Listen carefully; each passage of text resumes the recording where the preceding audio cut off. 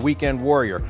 So the first one that I want to do is just some deep knee bends. And all you want to do is keep your feet together and literally squat down and do a full range of motion. It's a very simple exercise, but it takes your knees through that full range of motion. And as you do this, you may actually feel like your knee joints pop or crack a little bit, almost like when you're cracking your knuckles. You know that kind of sensation? But the thing is, once you get those cracks out, then you warm up the joint and it feels a lot more loose and mobile. Again, same idea as cracking your knuckles. When you crack those knuckles, they feel more loose and mobile. And that's your body just releasing that natural joint lubrication. I believe it's called synovial fluid, I believe it is. It helps to limber up those joints. So that's a great exercise. Very simple, easy to do, only takes a couple minutes. Lay down on your side. Right now I'm on my left side to work my right leg. Left leg is bent, right leg is out straight. From this position, what I'm going to do is contract the muscles kind of behind my hip, right here, like right on the side of my glutes, to raise that leg up towards the ceiling and then right back down. So it looks just like that.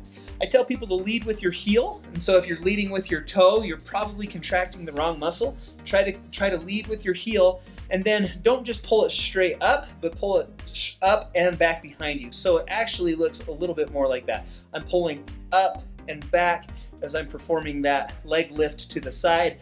Again, that's called a side lying abduction. I tell people perform 10 of those. If 10 feels good, perform 2 sets. And if 2 sets of 10 feels good, perform 3 sets of 10 on. You can start improving bad knees right now. Step 1, 10-minute walk, but backward. And if you use a treadmill, make sure it's not turned on. The second quadriceps option is a single leg knee extension for 3 to 4 sets of 10 to 15 reps on each leg.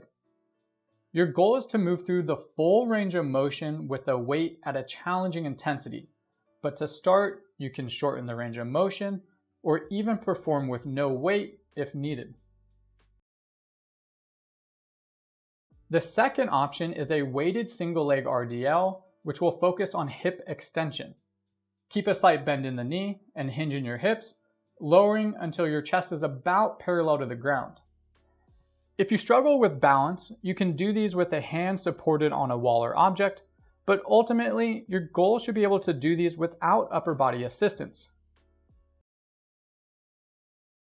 So this one's called leg press. So this is engaging your quads, but also your glutes and the buttocks there. So it's working your anti-gravity chain. Okay, so all your anti-gravity muscles, your calf, your quads and your glutes, they're the muscles that help keep you upright and propel you forward. Post knee surgery, these muscles are going to get weaker, okay, initially. So it's really important that we strengthen them to get you back to your pre-surgery level. Locked. This leg can be behind, it can be in front, whatever's comfortable. I'm going to go down, I'm going to flex that tibialis at the bottom of each rep, flex all the way to the top. Doing that 15 times. Good morning. So I've got my weight here and I'm able to load into the piriformis and go up. Again, I think you only need up to about 25%. So by the end of this, I'm going here,